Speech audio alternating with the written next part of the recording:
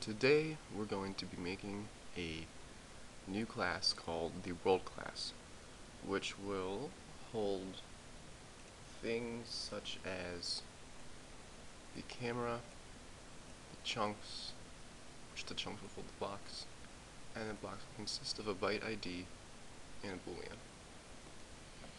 So that's pretty much my lesson plan for today.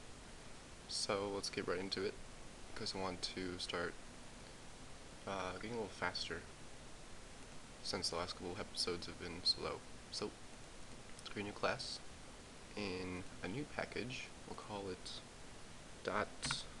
.world, because there'll be more than one class in the world package. The world will just hold chunks and stuff like that, but there'll be a world builder where it will pretty much build our world, honestly. So create a class called world. Does need to extend screen, but does need to have a private camera. Okay, import that. Okay, now camera is actually a helper class from my GLUtils library, and I've taken a lot of code from the coding universe, so I hope nobody gets offended that I took some of his code. If you are, I'm sorry. I don't know. Yeah, so I don't know what else to say. Besides, most of the code in the camera class is not mine, but oh well. Alright. So we're gonna make a public. Actually, no. This will extend screen. Extends screen. Import it. Oh, hold on. It's gonna be difficult. There we go. Sometimes it does that. Alright, then add unimplemented methods. Let me mess around really quick.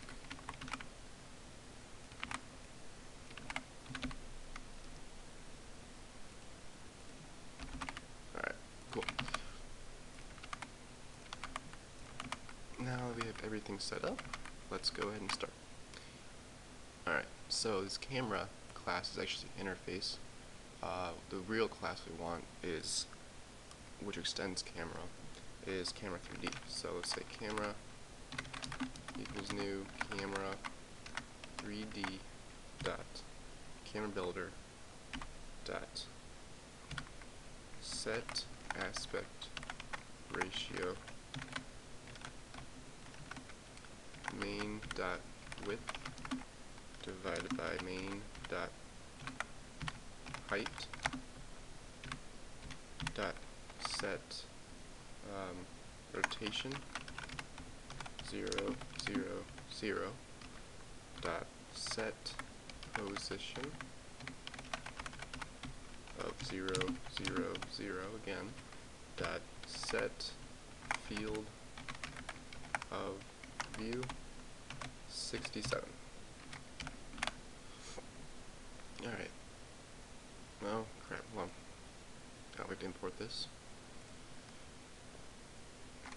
And something is wrong. What's wrong?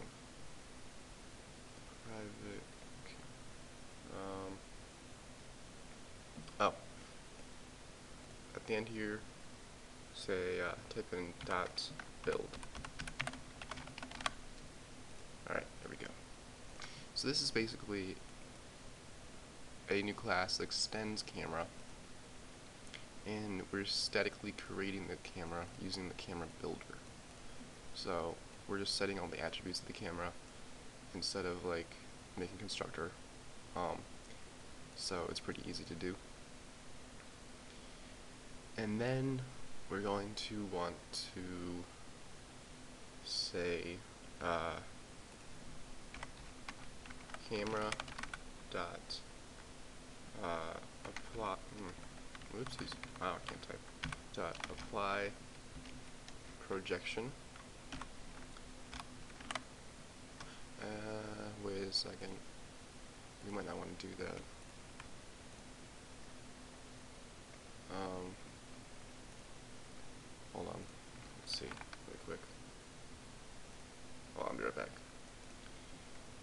Alright, sorry about that, guys. That was totally unprofessional, but now we don't need this line, so let's delete this line. This is basically telling OpenGL to pretty much do this, which we already did it, so we don't need to do this again. So we don't need that. Alright. Next what we're going to do is in the update function, we're going to want to type camera.update keys with 2 parameters. The first one will be 32, and the next one will be 1. Now this is basically the delta, how fast we want the player, or not how fast, the delta, how many frames you want to update the player, and this is the speed of the player. And then want to say camera.update mouse. This will be 32, 90. Oh, actually, sorry. Now this will be 190, negative 90. And I'll show you what this does. Hold on. Let me get the class here.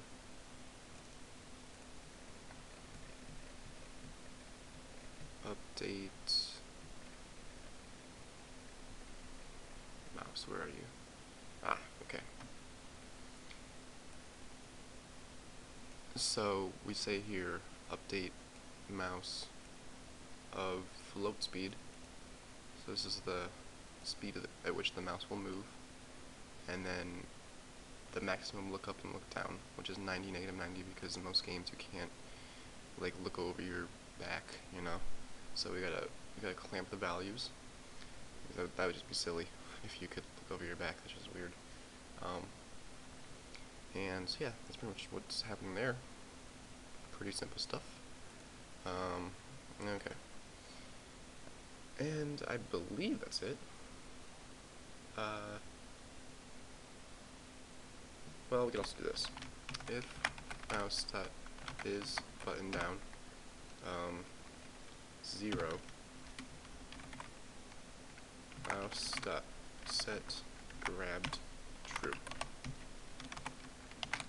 Ooh, just whoa, okay. I just did something weird in my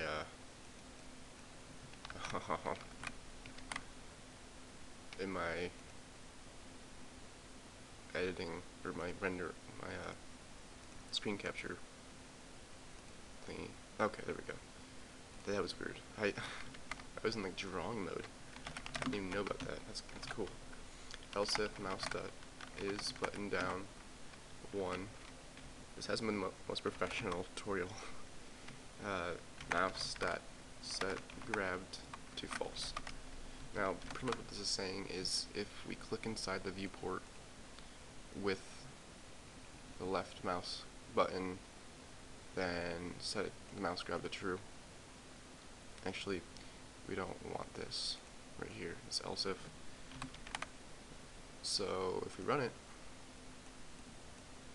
we click. Oh wait, we haven't actually created this class yet. Oopsies, silly me. And then we'll just make one more. Say if another if statement. If keyboard dot is key down keyboard dot key underscore escape. We want to call. Well, we should be calling. Nah, we can just call it this dispose method, I guess. So we'll just call dispose.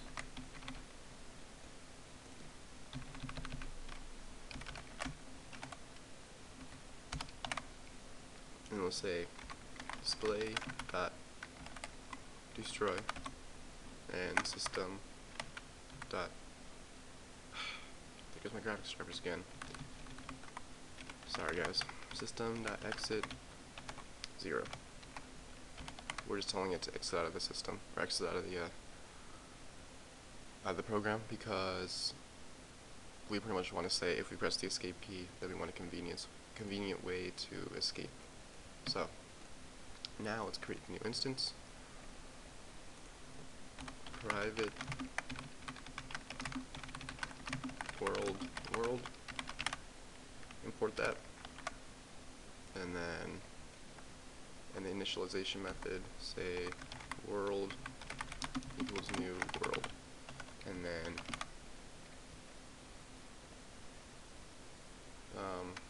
world dot init. Actually, we can handle this in here. It's like a constructor. Or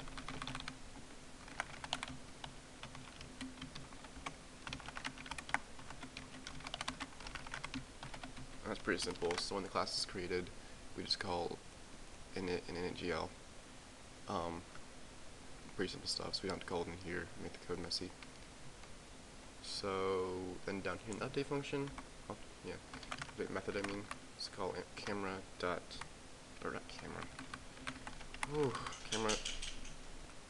Sorry guys, that was my dog. I really should re-record this. This is really making me a little angry. World.update. And where's, okay, yeah. And then world.render.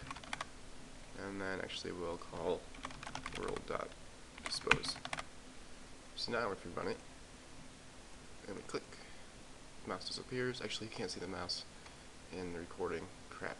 Well, if you click inside the viewport, the window, your mouse will disappear because it's grabbed. So to exit, just Alt plus Tab, and then if we press Escape, it just closes. So that's cool. Alright. So next on our list, chunk class. So let's create a new class. Under the world package, we'll say chunk. Chunks? Chunks. We'll say chunks. Chunk. And then we'll also create a new class. Under the world, say dot blocks. And I'm gonna call mine tiles. I think it sounds better. Tile. Alright, it's a chunk. So the basic, here, let me bring up this, my notes. The basic outline of a chunk is pretty much the update function, the render function, the rebuild function, and we need to have a lookup. Actually, that'll be in the chunk manager class. But the chunk class will need to hold a array of tiles. Now, instead of actually holding a array of tiles, we're going to be holding an array of bytes to reduce memory usage, and every tile will have a specific byte ID. It'll make more sense when we get there, but it's actually pretty simple, and it reduces memory consumption by a whole, like, just so much. So, this is pretty much all we really need right now. Just an update function to update the chunk, render to render the chunk, and rebuild to actually rebuild the chunk when the chunk is modified. We also need a boolean is active, I guess. This will be used for if the chunk is actually in the frustum, which is pretty much if the chunk is in the viewport, because if it's not in the viewport, we don't want to render it, and that'll save us a lot of calls to the GPU and the CPU, I guess. And we don't want to render it if it's not visible. Obviously, just like a tile, we don't want to render tiles if they're not visible. Okay. And here, let me just do this. Every chunk will have their own VBO to render with. Now, VBO is a vertex buffer object, if you don't know. And it's just a way to render vertices out in OpenGL, it basically sends a bunch of vertices to the graphics card for rendering. Alright, so let's get started. First thing we need, update, render, and rebuild. Oh, graphics chart. Oh my god. Public chunk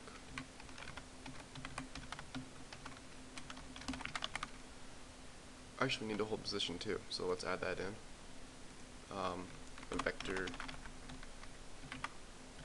3f pause for position. So let's just create that now.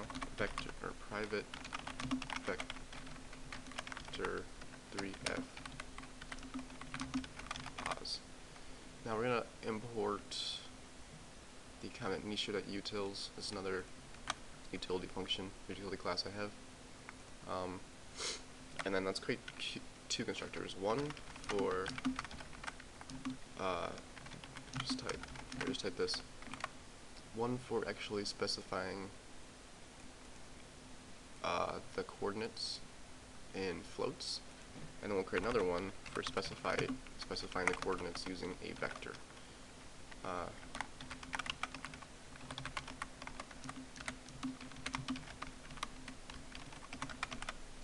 And then we can say this dot pause equals pause, and in this one we'll actually call this constructor, but I'll show you in a second.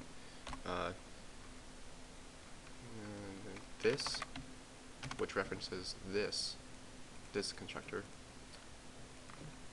new vector 3f x, y, z. Now you can actually just, like, you don't need to do this, but it's much cleaner in my opinion to actually but call the chunk, call the constructor. So yeah. So now we need a public void update,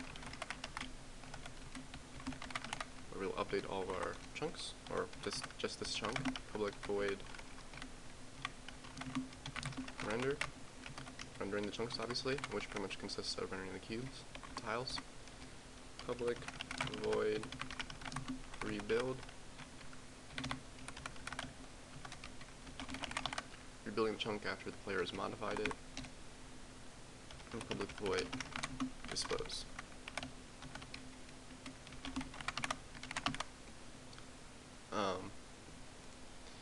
Actually need another method, private void check tile in view.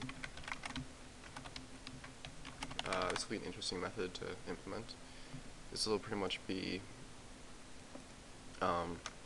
seeing if the tile is actually in view. So if it's not blocked by another tile, if it's visible to air, then we will render it, but if it's not, we won't.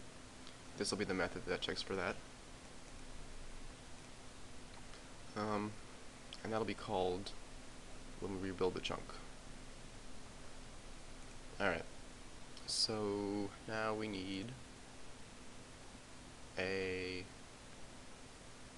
we'll have a private boolean is active, and then we'll create a getter insider for that. So public boolean is active, turn is active,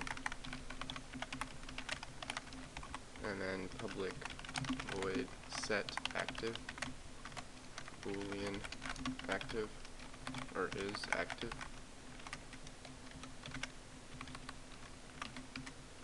and say this dot is active is equal to is active. Pretty simple. Now we'll need, what else do we need? We need a array of bytes. Alright, now let's put it up here actually. Private, it's a 3D array, so byte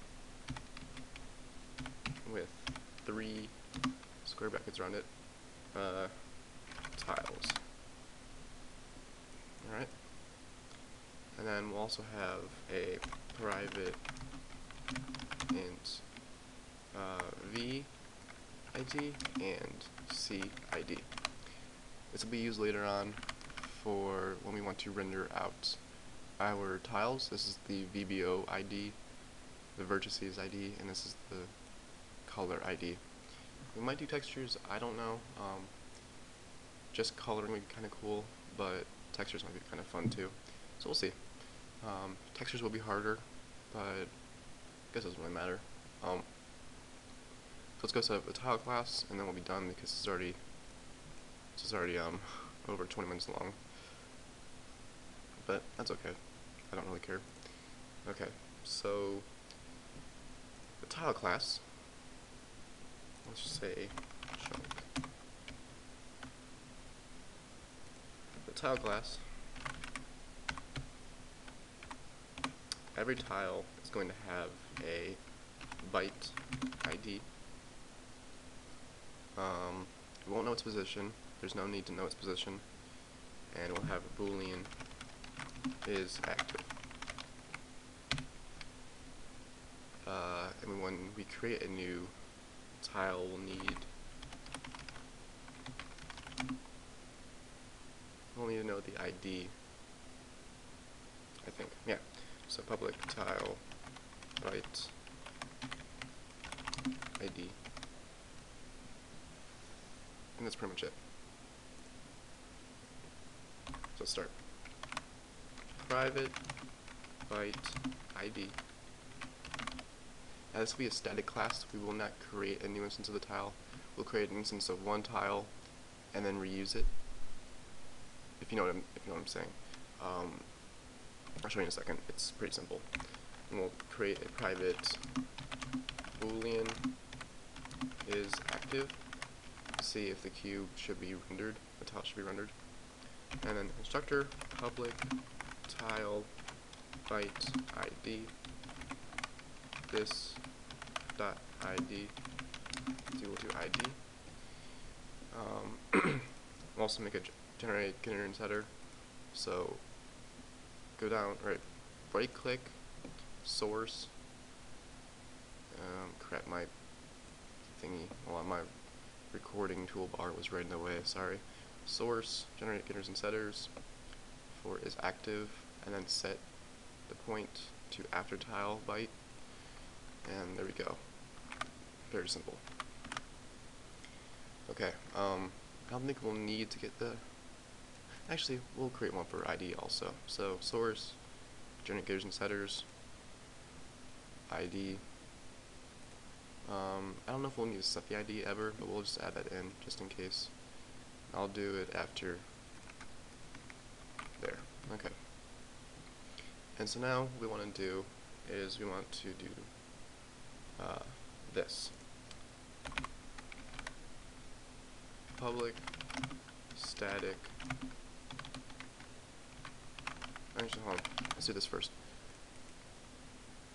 Create new class and call it tile void. This will extend tile,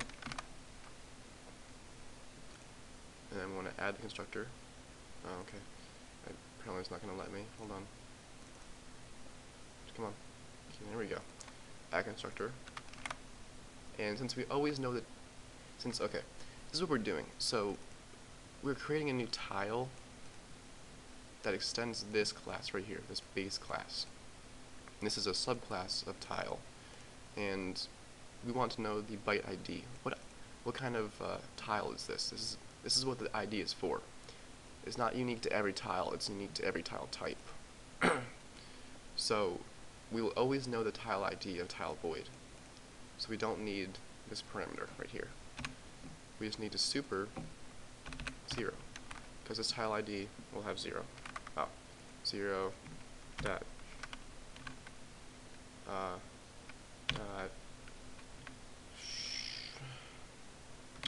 get byte of 0. No.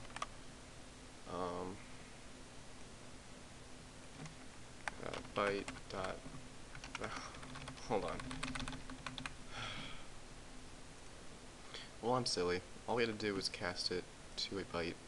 So, in the super method, call byte of 0. This is pretty much telling it to auto-box it to become a byte.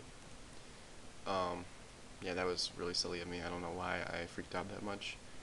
I get very, I don't know, I don't think very well when I'm recording videos. So yeah, that's pretty much it for the tile void class.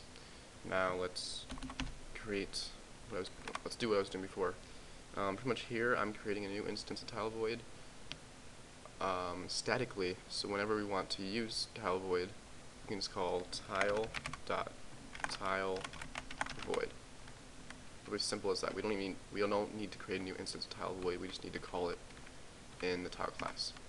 So let's say public static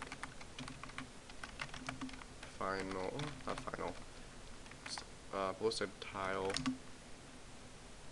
void. Crap, no. Void equals new tile void. Yeah. And that's pretty much it. So then in here we can just say, you know, when we go through it, we'll say tiles of, let's say, just 0, 1, 2 is equal to tile.tileVoid .getByte. So actually, let's create a new function in here. Instead of, we'll make this abstract actually. Make this class abstract, and then instead of returning the ID in here, make this one abstract like this, and then go to tile void, add on implemented methods, and 0. So pretty much what we can do now, yeah, we don't actually need to store the ID, do we? Well, I guess we do. Yeah, whatever. Pretty much what we're doing now is we're saying, you know, in the get ID, we're getting the ID. So in the chunk class, we can just call, when we create our new array of tiles, we can just say, do we want this tile to be a tile void? If so, say tiles of 0, 1, 2 is equal to tile dot void dot get ID, and that'll return the byte. So that's why that works. So there you go, guys.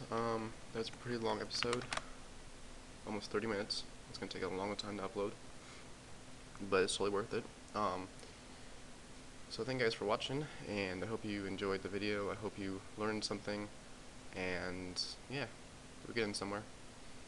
And goodbye.